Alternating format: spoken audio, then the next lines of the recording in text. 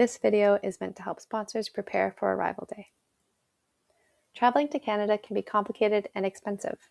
Thankfully, there are many supports to help newcomers on their journey. The first support is financial. Most sponsored refugees have their travel costs covered through the Government of Canada's Immigration Loan Program. However, refugees may need to pay an exit permit fee or overstay fine, depending on the country they are leaving, and these fees are not covered by Canada's immigration loan. Please watch the video on immigration loans for more details. The second support is logistical.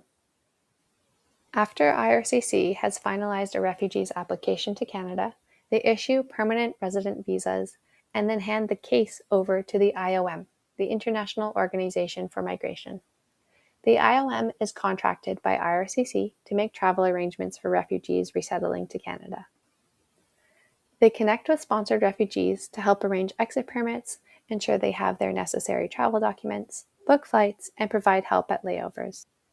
At Pearson Airport in Toronto, the organization called PICS, Polycultural Immigrant and Community Services, have a team of staff who will accompany the sponsored newcomers through immigration and customs and out to meet their sponsors.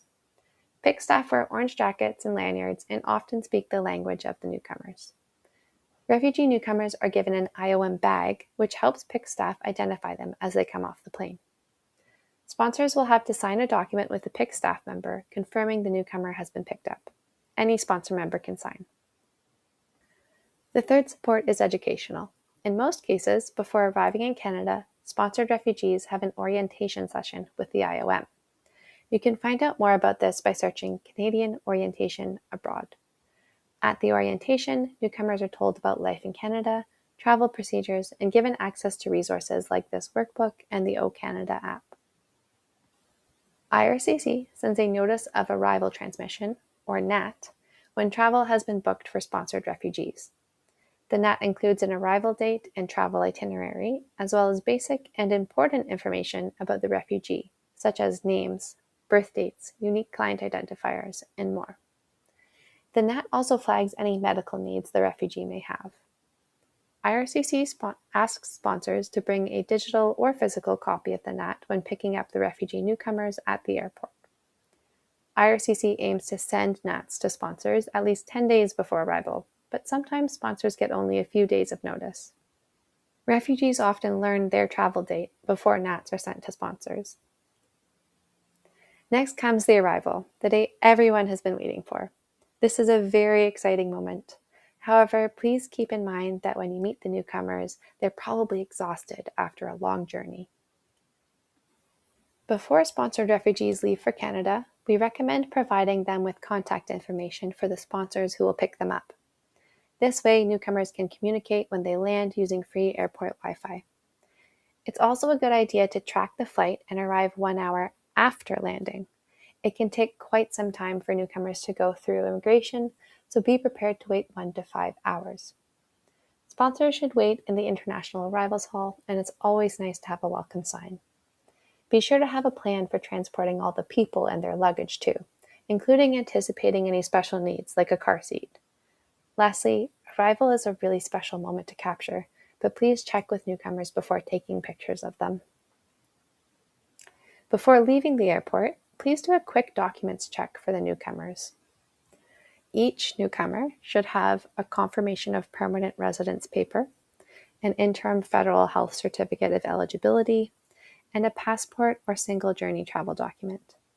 Newcomers may also have a confirmation of social insurance number, depending on whether Service Canada was open when they arrived. If they do not receive this at the airport, sponsors must help newcomers apply as soon as possible. Beyond making sure that everyone has these documents, you should also check for accuracy. You can use the information on their NAT to ensure the new documents have correct information, like the spelling of their names, birth date, sex, and the date they became a permanent resident, which is the same date as arrival. If there is an error on a document, you likely cannot get it fixed at the airport, but please notify ORA right away, as these errors can prevent newcomers from accessing important services and identifications. When leaving the airport, we recommend that you avoid separating parents and children across different cars. When arriving at their new home, ensure immediate internet access, and do a brief orientation to the home and the area. Often, sponsors provide a bit of cash for immediate incidental needs as well. Lastly, make sure they have an emergency contact number, and please arrange a time to return. The arrival process I described is the typical process people will experience. However, it does vary in some cases. For example, if the newcomer arrives at another port of entry in Canada, they will go through immigration and customs there before traveling onward to a Toronto airport.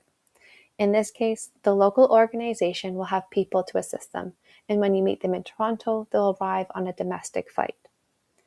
In some cases, refugees arrive on chartered flights, and sponsors may be given special instructions to pick them up. In very few circumstances, IOM does not facilitate travel because they do not operate in some countries. ORA's checklists are a convenient way to ensure that your group is completely prepared for arrival and the sponsored newcomer's first few weeks. We have 3 checklists to support you: pre-arrival, arrival, and first few weeks, all of which are available on ORA's website in the resources section. Thanks for watching this video on preparing for Arrival Day. We hope it's amazing.